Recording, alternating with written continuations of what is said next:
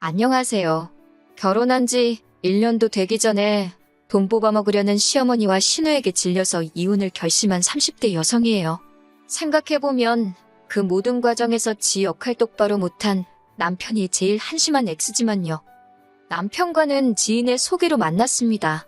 기관은 다르지만 둘 다 공무원으로 일하고 있어요. 남편도 저도 구급 공무원에서 시작한지라 거리는 비슷비슷하고요. 아시다시피 박봉이에요. 제가 공무원이란 직업을 고른 건 솔직히 직업적 사명이라던가 국가를 위해 헌신하겠다 그런 마음은 아니었어요. 결혼하고 아이를 키우면서도 유지하기에 좋은 직업 같았거든요. 사기업보다는 업무량도 덜할 것 같았고요. 남편의 경우 아버님께서 젊어서 사업을 많이 하셨어요. 잘 돼서 큰돈을 만지신 적도 있었지만 외환위기 때 쓰러지셨고 이후로 예전의 영광은 되찾지 못하셨다네요. 그러다 몇 년 전 마지막이다 생각하고 주식 투자를 시작하셨는데 그로 인해 그나마 가지고 계시던 얼마 안 되는 재산까지 다 잃으셨답니다. 남편은 어린 시절부터 아버님의 흥망성쇠라고 해야 할까요? 그 모든 과정을 옆에서 직간접적으로 겪었기 때문에 무조건 안정적인 직장을 갖겠다고 다짐했다고요. 그래서 군대를 전역하자마자 바로 공무원 공부를 시작한 거지요. 구구절절 말이 길었지만 결국 한마디로 남편이나 저나 가늘어도 오래 버틸 수 있는 직업을 선택한 거예요. 요새는 힘들게 합격하고도 관두는 사람들이 많다는데 저희가 결혼할 때만 하더라도 공무원이란 직업이 결혼시장에서 인기가 좋았거든요. 그래서 저희 둘이 결혼한다고 했을 때 양가 어른들 모두 정말 기뻐하셨지요. 하지만 딱 한 가지 제가 친정부모님께 말씀드리지 못한 것이 있었으니 그건 바로 시댁의 경제적 상황에 관한 것이었습니다. 시댁 사정이 여의치 않다는 걸 알게 된 건 결혼을 며칠 앞두고 이리저리 집을 구하기 위해 동분서주하던 때였어요. 처음에 결혼 허락을 받기 위해 시댁에 인사를 드리러 갔던 날부터 어머님께서는 결혼할 때 저희 둘 섭섭하지 않게 해주시겠다 호언장담을 하시더라고요. 하지만 이미 남편을 통해서 오래전 아버님이 주식에 큰돈을 잃으셨다는 사실도 그래서 집안 사정이 녹록지 않다는 이야기도 들었던 상황이라 그런 어머님의 말씀을 쉽게 믿을 수 없었지요. 하지만 마음 한구석에서는 그래도 하나밖에 없는 아들 장가 보내려고 소위 따로 차신 주머니가 있으신가 하는 기대감도 있었답니다. 남편도 저랑 비슷한 마음이었던 것 같아요. 기분도 꽤나 좋은 눈치였고요. 그러다 상견례를 하던 날 저희 부모님 앞에서도 큰 소리를 치시는 걸 보곤 그때는 확실히 해주시려나 보다 생각이 들었고 정말 감사했지요. 저희가 모아둔 돈과 친정에서 보태주시는 돈 그리고 어머님이 얼마를 해주실진 모르지만 솔직히 적어도 5천은 해주시지 않을까 하는 생각에 예산을 대충 그렇게 잡고 신혼집을 알아보기 시작했어요. 그리고 결혼식을 코앞에 둔 시점에서는 신혼집으로 마음에 드는 몇 개의 매물을 두고 이리저리 비교를 하고 있었지요. 하지만 어머님께서 정확히 얼마를 언제 주시겠다 가타부타 말씀이 없으시대요. 그런데 저나 남편이나 어머님 말씀을 어찌나 믿고 있었는지 설마 하는 생각보다는 어떻게 여쭤봐야 어머님 기분을 안 상하게 할 수 있을까 그게 더 걱정이 되더라고요. 그러다 정말 이제는 결정을 내려야 된다 싶어서 남편과 시댁을 찾았습니다.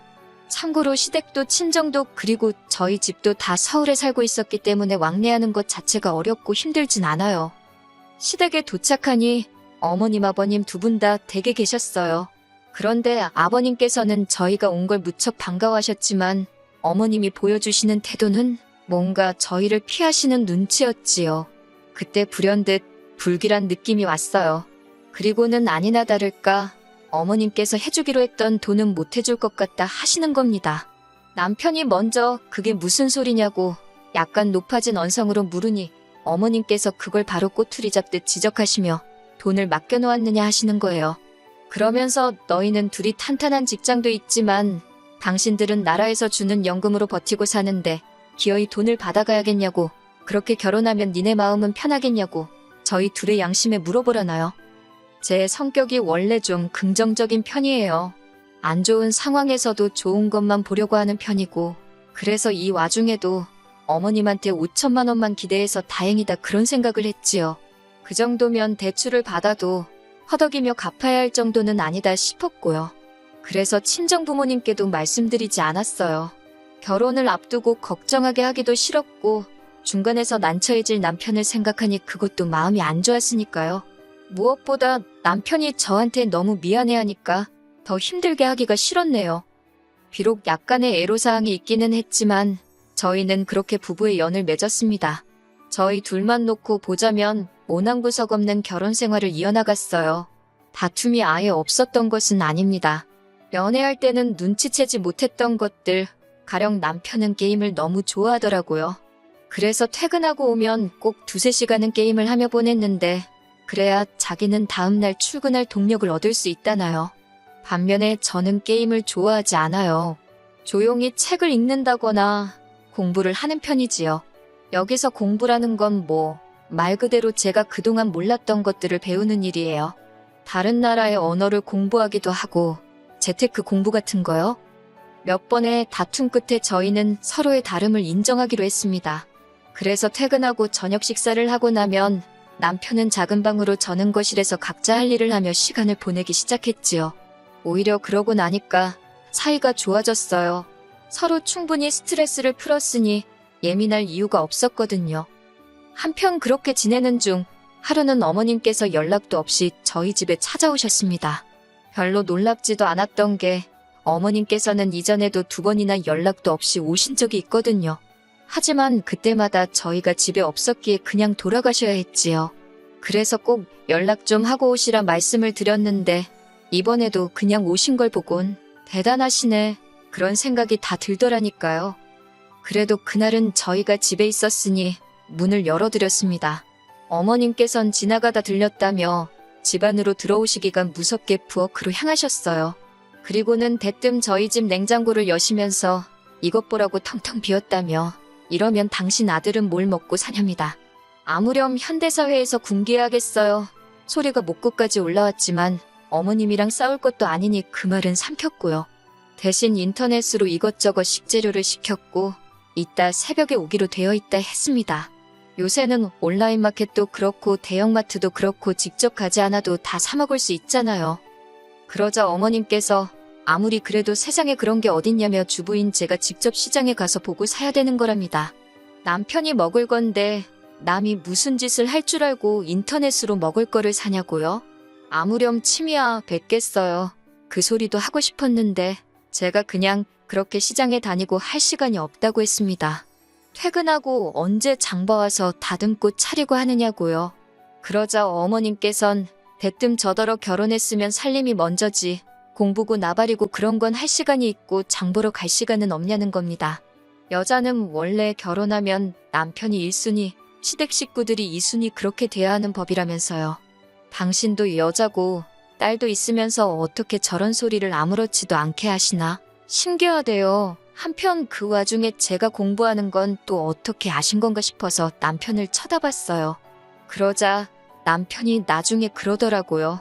제가 공부하는 게 대단해 보여서 신우한테 이야기를 했는데 그 이야기가 어머님한테 들어간 것 같다고. 아무튼 그래서 공부랑 장 보는 건 별거고 그러면 게임하는 어머님 아드님이 장을 보는 게 더 맞겠다 했습니다. 남편은 차를 갖고 출퇴근을 하고 저는 대중교통을 이용하고 있었으니까요. 제가 남편더러 어머님 말씀 들었냐며 앞으로 쓸데없이 집에 와서 게임 같은 거 할 생각 하지 말고 집에 올 때 시장 들려서 장 봐오라고 했어요. 그러면 밥은 내가 차려주겠다고요. 어차피 저는 요리하는 건 좋아해서 밥은 늘 제가 했고 뒷정리는 남편이 했는데 남편 일거리만 늘어난 거예요. 그러자 어머님 얼굴이 진짜 금방이라도 터질 듯 빨개져서는 어이가 없다며 저더러 내가 너한테 하랬지 네 남편 시키랬냐고 목소리를 높이시대요. 그래서 저도 남편 입으로 들어갈 건데 자기가 보고 사는 게 제일 마음 편하지 않겠냐고 했습니다. 제가 무슨 짓을 할지 모르잖아요 라고 어머님이 하신 말씀대로 돌려드리니 더는 아무 말씀도 못 하시대요. 어머님이 씩씩대며 돌아가셨고 저라고 마음이 편하기만 한 건 아니었습니다. 착한 며느리 소리 듣기는 글렀구나 싶었는데 그게 뭐라고. 저도 사실 착한 며느리, 좋은 며느리가 되고 싶었거든요. 그런데 첫 단추부터 잘못 기운 셈이니 그래도 할 말은 해서인지 한편으론 후련하기도 하대요. 이후로 어머님과는 적당한 거리감이 생겼고 저는 그게 좋았습니다. 그런데 문제는 신우가 이 꼴을 못 보더라고요. 신우는 남편보다 4살이 많았고 결혼도 했는데 신우 남편하고 사이는 안 좋은 눈치였어요. 남의 부부 속사정이야 제가 알 수도 없고 관심도 없지만 남편 말로는 두 사람이 상극이랍니다. 그래도 왜인지 이혼은 안 하고 산다나요. 아무튼 그런 신우가 자기가 무슨 어머님의 대변인, 변호사라도 된다 싶었나 봐요. 신우는 걸핏하면 저에게 전화를 해서 자기 어머니, 그러니까 어머님이 얼마나 마음이 여리고 고운 심성의 소유자인지, 그리고 아들인 남편을 얼마나 끔찍히 아끼셨는지 고생을 많이 하셨다며, 그러다 한 번은 자기는 자기 어머니만 생각하면 눈물이 난다고 훌쩍이길래 저도 저희 친정어머니 생각하면 죄송하고 감사하고 그렇다고, 솔직히 딸들은 다 그렇지 않냐고 쏘아붙여버렸습니다. 유난도 적당히 해야지. 무슨 심파극 찍는 것도 아니고 그날따라 못 들어주겠더라고요. 한편 시간이 흘러 저희가 결혼한 지 8개월쯤 되었을 때였어요. 어머님 아버님 결혼기념일이 다가오고 있었지요. 용돈으로 한 100만 원 드릴 생각이었습니다. 친정 부모님도 얼마 전 결혼기념일로 여행을 다녀오셨는데 100만 원 드렸거든요. 그마저도 안 받겠다 하시는 걸 제가 꼭 받으셔야 한다며 드렸네요. 그런데 어머님 아버님은 친정 부모님하고 다르시더라고요. 특히 어머님께서는 당신이 먼저 500만 원을 달라고 하시는 겁니다. 어머님의 태도도 태도지만 액수에 깜짝 놀랐어요. 500이면 저희 둘 중 한 사람 월급을 넘는 금액이니까요. 제가 그렇게 큰 돈이 왜 필요하시냐 하니까 니네 부모도 얼마 전에 여행 다녀오지 않았냐며 당신들도 여행 가려고 한답니다. 이 이야기는 또 어떻게 아셨나 궁금했지만 일단은 저희 부모님은 당신들 돈으로 가시는데 제가 용돈을 드린 거라고 말씀드렸어요. 그랬더니 어머님께서 대번에 안색을 바꾸시며 그러니까 지금 제 말이 돈도 없으면서 무슨 여행을 가냐 이거냐입니다. 그러면서 호통을 치시는데 너무 황당하더라고요. 그러면서 잔말 말고 500만 원을 당신 계좌로 보내랍니다. 안 보내면 가만 안 둘 거래요. 그러고는 일방적으로 전화를 끊으셨는데 기가 차더라니까요. 남편에게 이게 말이 되느냐고 퍼부었습니다. 그랬더니 남편이 기껏 한다는 소리가 올해 500만 원 해드리고 이후로 미래 용돈에서 까면 되는 거 아니네요. 예를 들어 내년에 100만 원 드릴 거에서 80만 원만 드리고 그런 식으로 20만 원씩 까면 괜찮지 않겠냐고요. 제가 그 액수는 다 누가 정하는 거냐고 물었습니다. 누가 내년에 어머님 아버님 100만 원씩 드린다고 했냐고, 그러면서 어디다 돈을 쌓아놓고 사냐고요. 그리고 이때부터는 내가 결혼하면서 어머님 말 바꾸신 걸로 당신한테 뭐라고 한 적이 있냐, 내가 뭐 제대로 된 거 하나 받은 게 있냐, 지금 누구 덕분에 대출 갚느라 고생인 줄 알긴 하냐, 500만 원이 네 집 개 이름이라도 되냐. 정말 따다다다 쏘아붙였네요. 그제서야 남편도 한 발 물러나긴 했는데 그 분을 삭힐 수가 없더라니까요. 하지만 상황은 여기서 끝나지 않았습니다. 어머님이 그렇게 일방적으로 전화를 끊으셨고 남편도 어머님 아버님께 500만 원은 못 해드린다는 제 의사를 확실히 전달했다 했기에 더는 신경 쓰지 않고 있었어요. 당연히 제가 먼저 어머님께 연락을 드린다거나 그런 일도 없었지요. 그랬는데 갑자기 아무 상관도 없는 신우가 나타난 겁니다. 제가 일하는 시청 앞으로 온 신우가 얘기 좀 하자며 저를 카페로 이끌더군요.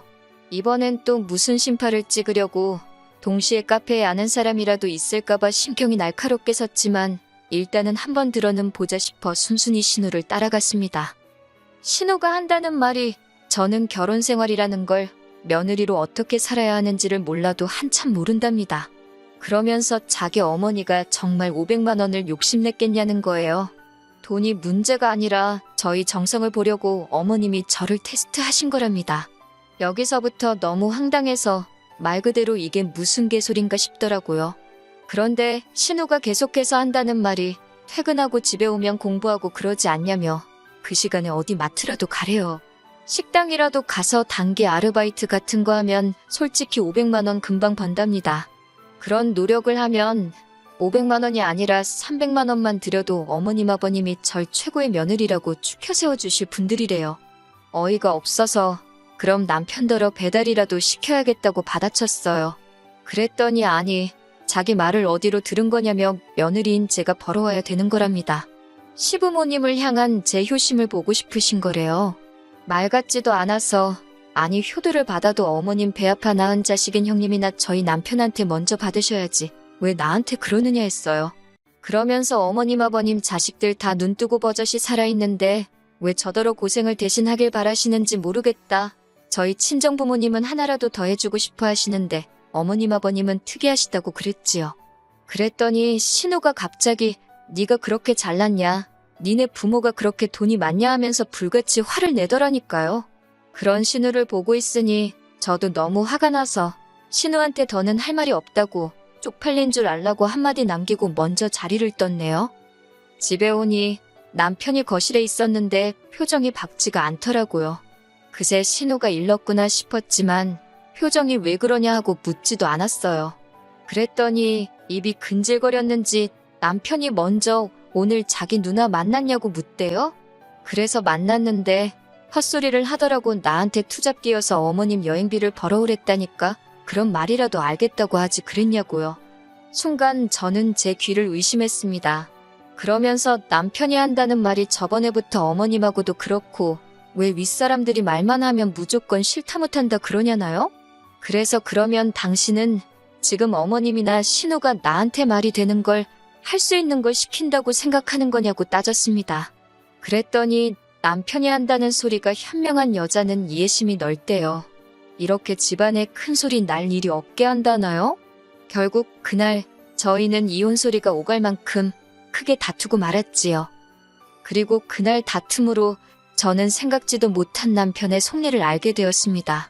남편 역시 어머님과 마찬가지로 제가 책을 읽고 공부를 하며 제 시간을 갖는 게 마음에 들지 않았던 모양이 돼요. 다른 집 여자들은 남편이 퇴근하고 오면 저녁 차려주고 남편 쉬는 동안 집안일도 대신 한다는데 저는 유별난 것 같답니다. 자기가 마음 편히 쉴 수가 없대요. 그래서 남편더러 기억상실이라도 걸렸냐고 우리 맞벌인 거 까먹었냐고 그러면 나도 공무원 때려치게 당신도 다른 남자들처럼 한 달에 1,000만 원씩 벌어오라고 했습니다. 그러다 냉전 상태로 들어갔어요. 어머님 아버님 결혼기념일은 다가오지 아마 남편 똥줄이 타긴 했을 거예요. 하지만 다 자업자득이다. 이제 그나마 100만 원 드리려던 것도 괘씸해서 한 푼도 안 드리기로 마음먹었지요. 그리고 뭐 남편도 자기 비상금 정도는 있을 거란 생각도 있었고요. 참고로 저희가 결혼할 때 제가 해온 돈이 더 많아서 경제권을 제가 갖고 있었어요. 그러다 정말 결혼기념일까지 3일을 앞두고 남편이 먼저 말을 걸더라고요. 아버님이 어디서 무슨 말씀을 듣고 오셨는지 비행기는 죽어도 안 탄다고 하셨답니다. 당사자가 비행기를 안 탄다 하니 당연히 해외여행은 없던 일이 되었지요. 그리고 그 대화를 계기로 남편이 조금씩 제 눈치를 보면서 저랑 대화를 시도하더라고요. 여전히 그날의 대화를 생각하면 화가 치밀었지만 안 보고 살 것도 아니고 어쩌겠나 싶은 마음으로 저도 마음을 좀 풀려고 노력을 했지요. 그리고 결혼기념일 당일이었습니다. 고기나 실컷 먹자는 아버님의 말씀에 어머님 아버님, 저희 부부 그리고 신우까지 모였네요. 그런데 그 자리에서 신우가 저희랑 상의도 없이 어머님 아버님더러 결혼기념일 여행을 못 가게 되었으니 TV랑 프리미엄 안마의자를 사드리겠다 하는 거예요. 저희랑 같이 돈을 모아서요. 황당해서 제가 신우더러 잠깐 이야기 좀 하자 했습니다. 그랬더니 신우가 자기가 벌써 다 알아봤는데 다 합쳐서 한 700만 원이면 된다고 신우. 그리고 저희 남편이 이렇게 셋이 돈을 모아서 사자대요. 자기가 한 250 낼 테니까 저희더러 450 내라면서 그래도 해외여행보다 싸게 먹히지 않냐고요. 그래서 그렇게 계산하면 왜 셋이냐? 언니 남편도 있으니 넷으로 해라. 그렇게 말하고는 아니 그게 아니지 싶어서 아니 안 산다고. 그럴 돈이 없다는데 진짜 왜 이러냐고 제가 화를 냈어요. 그랬더니 저더러 그까지 푼 돈 가지고 왜 자꾸 일을 키우냐입니다. 그때부턴 진짜 쪽팔리고 뭐고 할 거 없이 고깃집 복도에서 신우랑 저랑 언성이 높아지기 시작했어요. 그러자 어머님이 뛰어나와서는 당연히 신우 편을 드셨지요.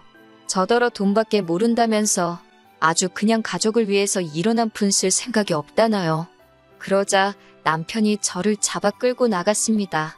제가 뭐라고 말 한마디 해보기도 전에 자기가 그렇다고 제 편을 들어준 것도 아니고 말 그대로 저를 끌고 나가더라고요. 제가 남편더러 이게 다 무슨 일이냐고 당신 가족들 왜 우리한테 돈을 뜯어가지 못해 안달이냐고 제가 소리를 질렀습니다. 그랬더니 남편이 저도 잘한 게 없답니다. 왜 그렇게 인색하게 구냐고 그래요. 어머님 아버님 결혼기념일이 매달 있는 것도 아니고 1년에 한 번 그까짓 500만 원 드리는 게 그렇게 어렵나고요. 저도 결국 가진 거라곤 그거 두 쪽밖에 없으면서 왜 당신 가족들은 이렇게 주제 파악도 못하냐고 했습니다. 그러면서 더는 말할 것도 없다고 이혼하자고 했어요. 노후 준비도 안 되어 있는 시부모님도 부담스럽고 저렇게 앞뒤 생각 없이 내질러대는 신우도 밥 마시고 무엇보다 당신이 못 믿어 못 살겠다 했지요. 당장 오늘 밤이라도 짐 챙겨서 시댁으로 가라고 했어요. 장가 올 때 가져온 돈은 내가 계산해서 보내줄 테니까 가라고 했네요. 참고로 어머님 아버님이 곧 정리하신다고 약속하긴 하셨지만 남편 앞으로 받아놓은 대출이 있어서 혼인신고는 안 하고 있었어요. 정말이지 신의 한 수였다니까요.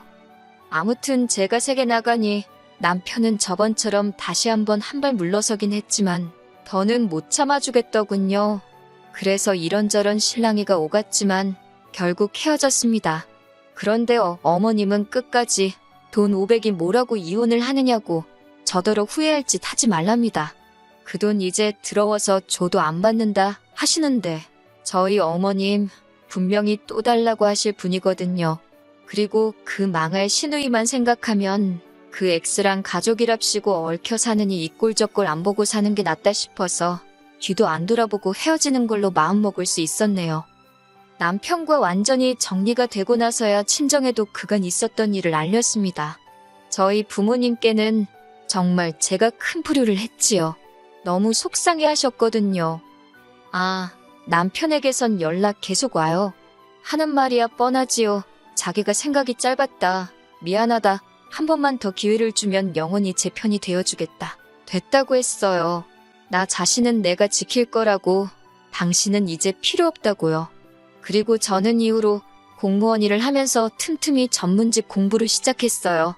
아직 1차만 합격한 상황이라 뭐라고 말씀드릴 순 없지만 잘 될 것 같은 기분이에요. 당분간은 더 나은 삶을 목표로 그것만 바라보며 정진하려고 합니다.